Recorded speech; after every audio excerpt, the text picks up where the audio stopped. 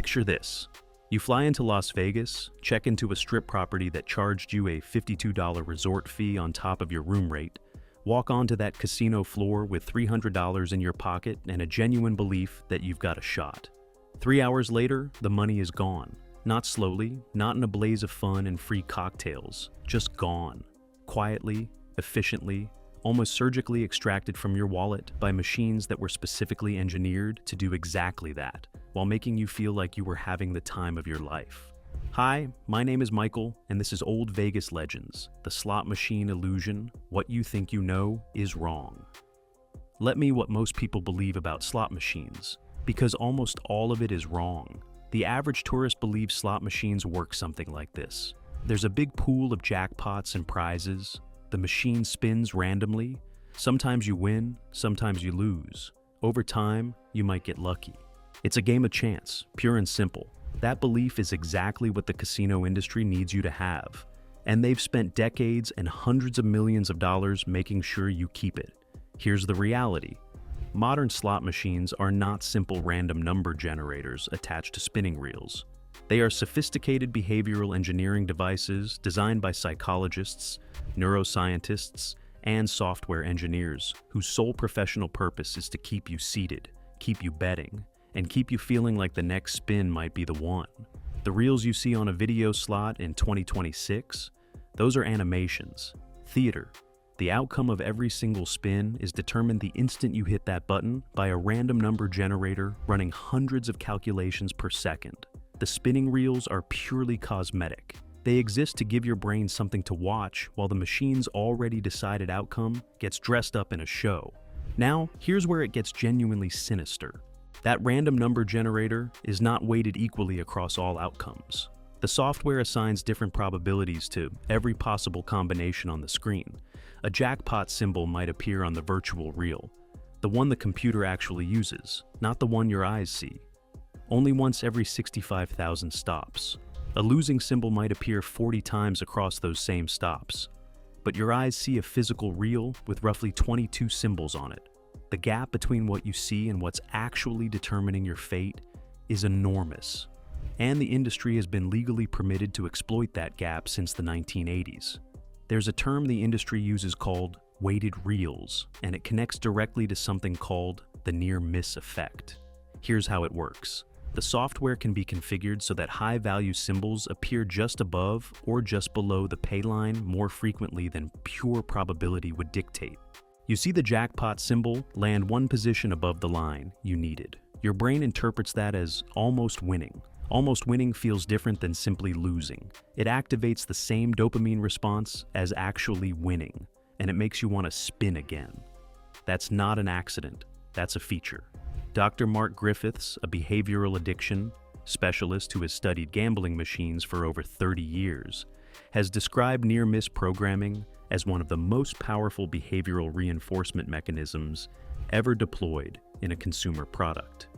The machine is not just taking your money, it is actively manipulating your neurochemistry to encourage you to keep feeding it. And in 2026, those machines have never been more sophisticated, more targeted, or more effective.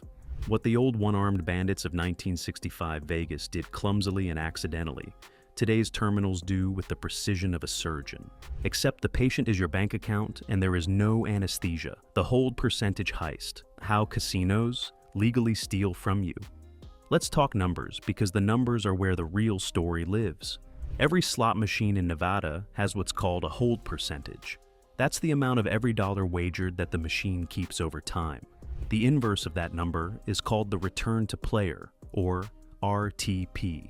If a machine has a hold of 8%, it has an RTP of 92%. For every $100 you put in over a long enough stretch, the machine will return $92 and keep 8.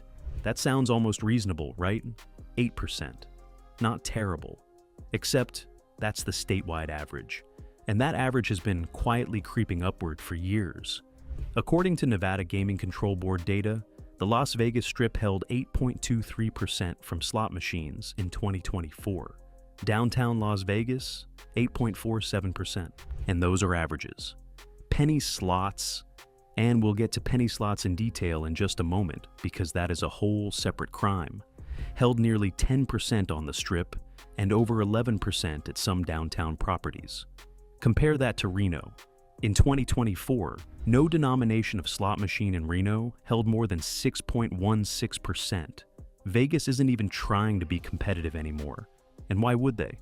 They've got millions of tourists a year walking in who have no idea that the machines they're playing in Las Vegas are among the tightest in the entire country. Now here's the part that should make your blood boil. Those hold percentages are not disclosed at the machine. There is no label, there is no sign. There is no legal requirement in Nevada to tell you, the player, what percentage of your money this specific machine is programmed to keep. You are expected to bet your hard-earned vacation money into a device whose actual odds are a trade secret.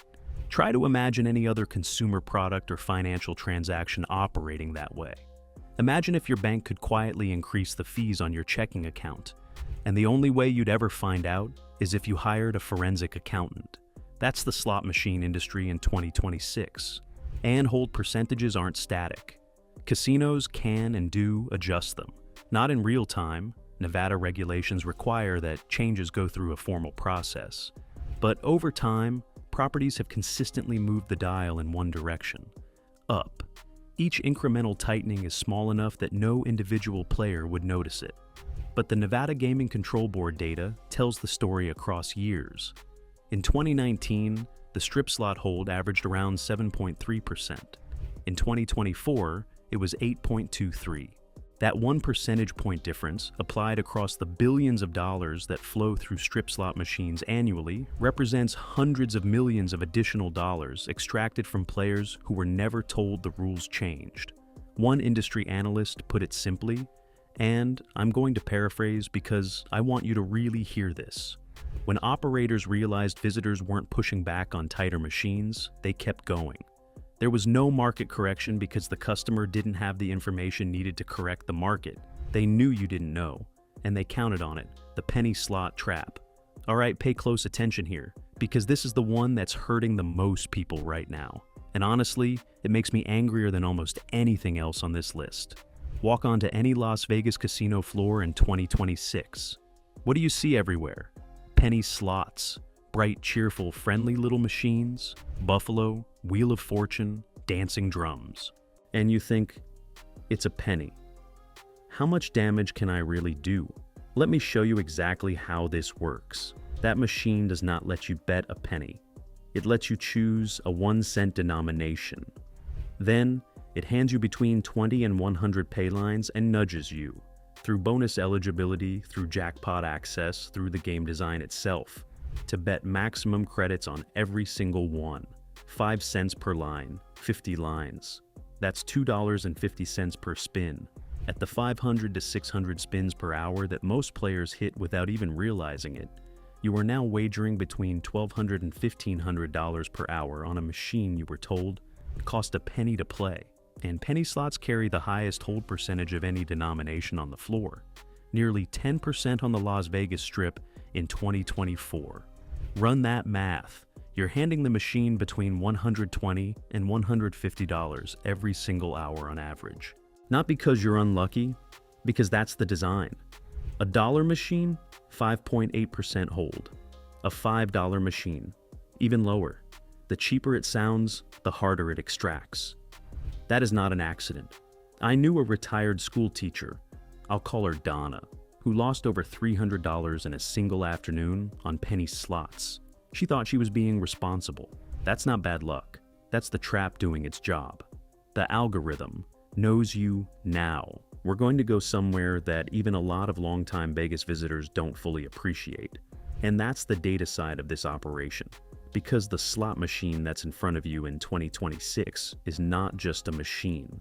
It's a data collection terminal attached to one of the most sophisticated customer profiling systems in the world.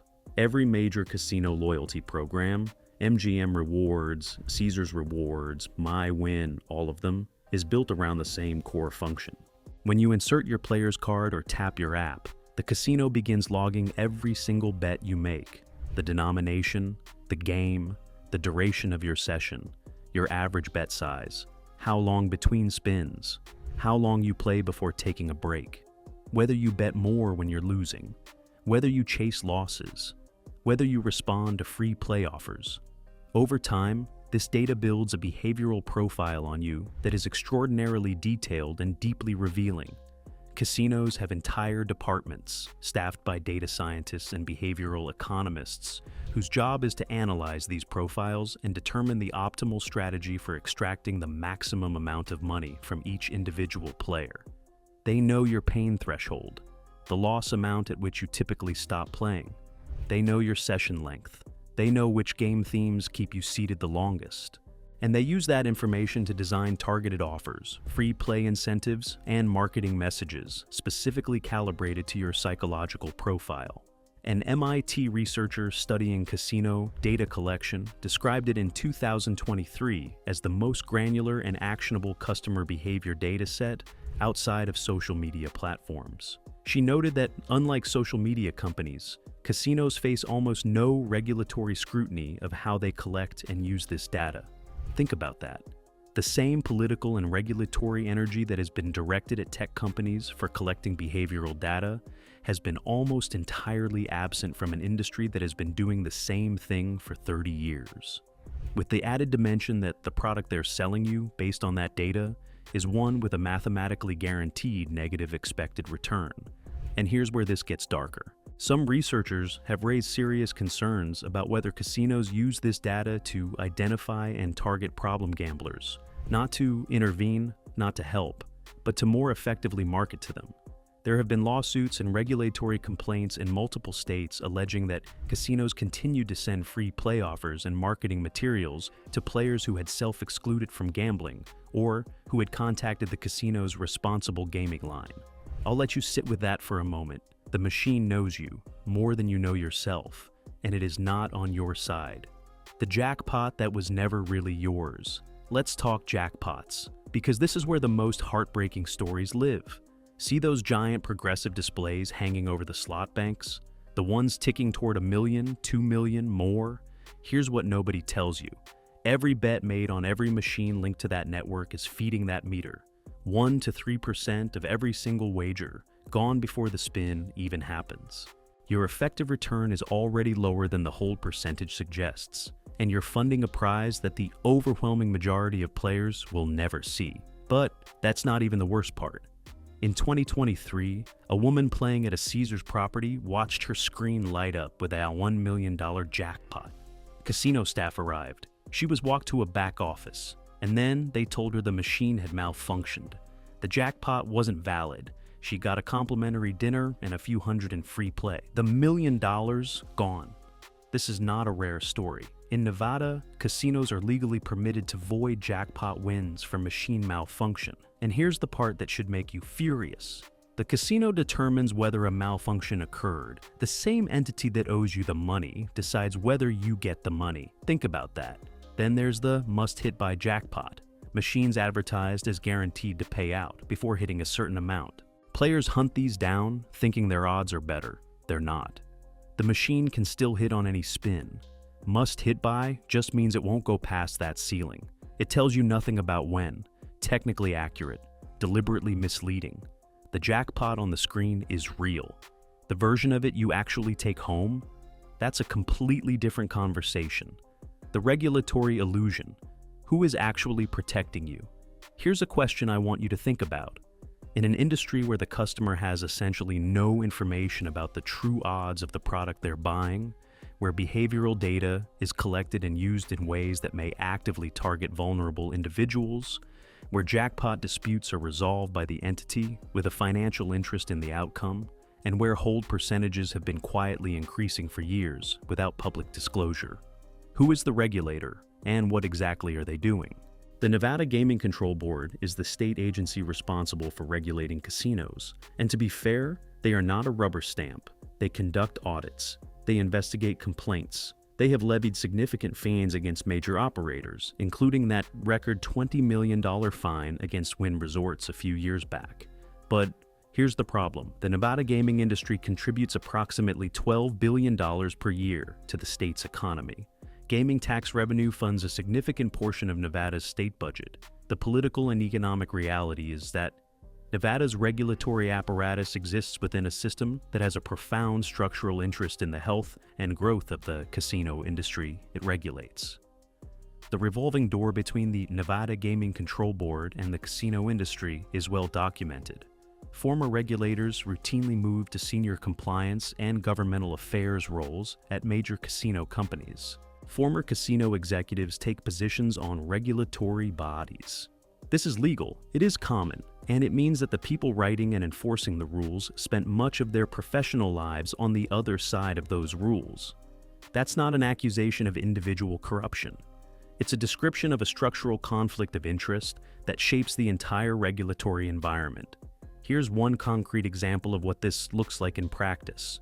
For years, consumer advocates have argued that Nevada should require casinos to post the actual hold percentages of individual machines, or at least average hold percentages, by section of the casino floor. This would give players basic information about the game they're playing. The Nevada Gaming Control Board has the authority to require this. They have declined to do so, citing concerns about competitive sensitivity of that data. Competitive sensitivity. The casino's right to keep its extraction rates secret is being treated as a higher priority than the consumer's right to know what they're buying. And that decision is made by a regulatory body that is, in significant ways, embedded within the industry it regulates. A state legislative analyst who studied Nevada gaming regulation in 2024 described the current disclosure environment as one of the most opaque consumer transaction frameworks in any legal industry in the United States. His report was received politely and then largely ignored. You are on your own out there. Know that going in. The digital frontier. Online slots are even worse. I'd be doing you a disservice if I only talked about the physical casino floor, because in 2026, the action has moved significantly online and on mobile. And in that digital space, what happens on the Strip almost looks quaint by comparison. The U.S. online gambling market hit $12.68 billion in 2024. It is growing fast, and it has brought with it an entirely new set of mechanisms for separating players from their money, several of which make the land-based casino look almost gentlemanly in comparison. Online slots can be configured with hold percentages that would be illegal in Nevada. Some offshore platforms operating legally under international licenses run hold percentages of 15, 20, even 25%. There is no physical presence requiring them to comply with state regulations. There is no gaming control board walking the floor. In many cases, the only regulation they answer to is from a jurisdiction that has deliberately created a light-touch regulatory environment to attract gaming businesses. Even on legal licensed U.S. platforms in states where online gambling is permitted, New Jersey, Pennsylvania, Michigan, West Virginia, the disclosure environment is dramatically worse than land-based casinos. RTPs are sometimes buried in terms and conditions, documents that run dozens of pages and are written in language that would challenge a corporate attorney. Auto-spin features allow a machine to spin hundreds of times per hour without any physical action by the player, completely removing the pacing and decision points that at least create natural stopping moments in physical play. But the truly insidious development is what the industry calls social casinos. These are apps, and there are dozens of them, available for free download on any smartphone, that replicate the exact experience of playing slot machines using virtual currency. They're free to play, technically. You cannot withdraw real money winnings. They are therefore classified as games, not gambling, and they are subject to essentially zero gambling regulation in most states. They are also directly marketed to children and teenagers. Here's why this matters. The behavioral conditioning that makes slot machines effective, the near-miss effect, the variable reward schedule, the dopamine loop, works on the brain, regardless of whether the currency being wagered is real money.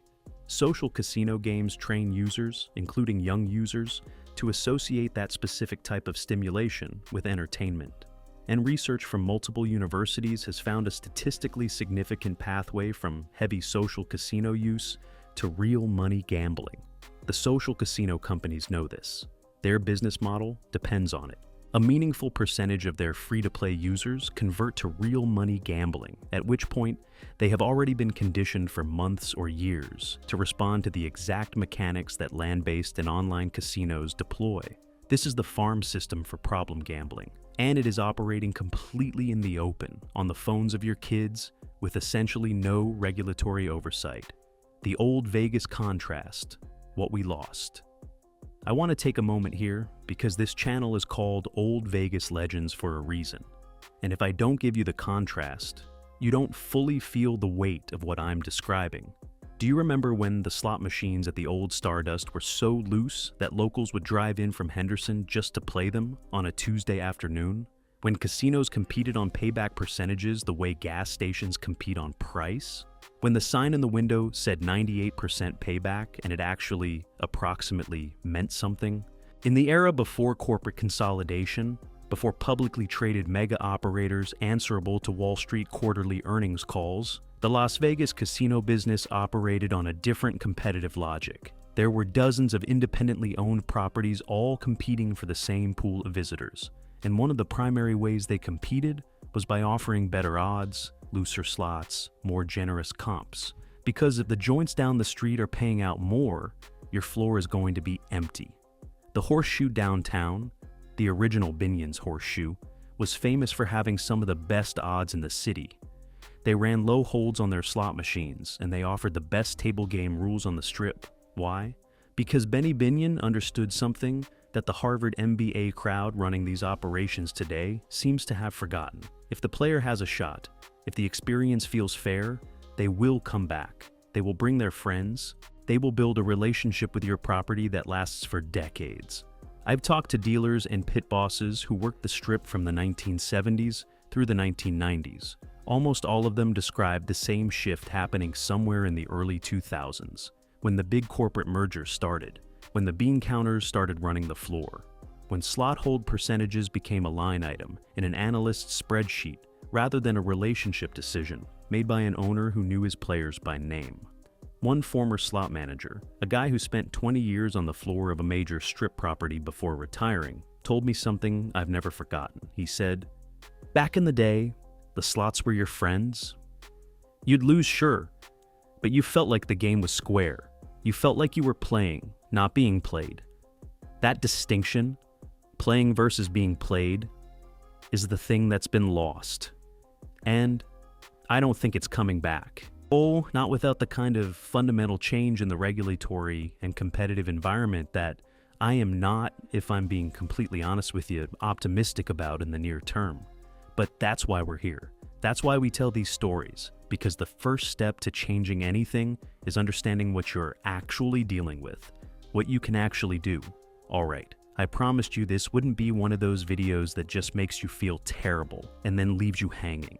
So let's talk about what you can actually do with this information, because there are real concrete steps that give you a fighting chance. First, and this is the most important thing I can tell you, understand that there is no system, no strategy, no hot machine, no cold machine theory that changes the fundamental math of a slot machine. Every spin is independent. The machine does not know how long you've been playing. It does not know how much you've lost. It does not owe you anything. Anyone selling you a slot strategy course or a hot machine tracker app is running their own scam on top of the casino's scam, and that takes a special kind of nerve. What you can do is make informed choices about where and how you play. If you're going to play slots in Vegas, play at locals casinos rather than strip properties, the Boulder Station, the Palace Station, the Red Rock Casino. These properties serve a largely local customer base that has options. They compete on value. Their hold percentages are consistently lower than strip casinos. This is not a secret. It's reflected in the Nevada Gaming Control Board data every single year. The strip holds around 8%. Locals properties often hold 5 to 6%. That difference matters over a session. Play higher denominations if your bankroll allows. Quarter and dollar machines consistently return more than penny slots. The industry knows that experienced local players play higher denominations, so they compete for that business with better payback. Use that knowledge. Ignore the loyalty card as a strategy driver. Your player's card gives the casino information about you. The free play offers it generates are calibrated to your specific behavioral profile in ways designed to maximize your spending, not reward your loyalty. Use it for room and food discounts if you're going to stay at the property, but don't let the pursuit of tier status drive your gambling behavior. That's exactly what they want. Set a hard loss limit before you sit down. Not a session limit you're willing to exceed if things feel close. A real, hard, non-negotiable number. And when you hit it, you leave. Not after one more spin. You leave. Asas. The machine does not feel close. The machine does not know you. The sense of being close to a win is a feature of the machine's design, not a signal from the universe. And here is something practical that I genuinely believe would help millions of players if they knew about it. Before you travel to Las Vegas, look up the Nevada Gaming Control Board's quarterly gaming revenue reports. They are public documents. They show hold percentages by property and denomination. This data exists. It is free. It tells you which properties are tighter and which are looser. Nobody tells tourists this data exists, and the industry very much prefers it.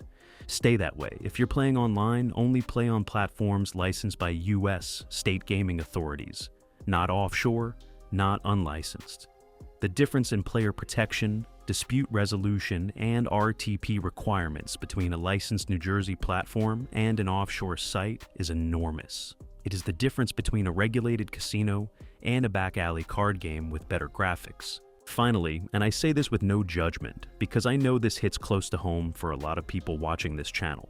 If slot machines have become something other than entertainment for you, if you're chasing losses, if you're spending money you can't afford, if gambling is affecting your relationships or your finances or your mental health, the National Problem Gambling Helpline is 1-800-522-4700. It's free, it's confidential, and using it is not weakness. It's the smartest play you can make. Here's what it all comes down to. The slot machines you encounter on the Las Vegas Strip in 2026 are not the loose, generous, fair shake devices that built this city's reputation. They are sophisticated extraction mechanisms, tighter than they have ever been, deployed in a regulatory environment that prioritizes the industry's financial health over your right to basic information. They are supported by behavioral data collection that would trigger congressional hearings if it were being done by a tech company. And they exist within a broader casino ecosystem that has spent the last decade systematically eliminating every element of the experience that used to make the average player feel valued. This is not bad luck. This is not the inevitable house edge working against you. This is a deliberate, structured, profitable system that has been built over many years and that continues to evolve and improve. At your expense. We built this city. The regular folks, the loyalists, the people who came back year after year and played fair and believed in the dream. Vegas was built quarter by quarter, dollar by dollar, by people like you and me who thought we were getting a fair shot. We weren't always winning, but we felt like we were playing. Now we need to be honest about what the game actually is. So here's what I want from you. If this video opened your eyes, if it confirms something you felt but couldn't quite articulate, if you have your own story about walking off a casino floor, wondering what just happened to your money, share it. Put it in the comments below. Your experience is data. Your story is evidence. The more of us who tell the truth about what's happening out there, the harder it becomes for the industry to pretend everything is fine. And if you want to stay informed, if you want to keep getting the real story about what's happening to Las Vegas and the casino industry, not the press releases, not the earnings call spin, the actual truth, subscribe to Old Vegas Legends. Hit that notification bell, because we are going to keep digging. We are going to keep telling you what the corporations hope you'll never figure out. Vegas doesn't have to be this way, but understanding exactly how it works right now is the only place to start. I'm Michael, this is Old Vegas Legends. Yes. And as always, know before you go.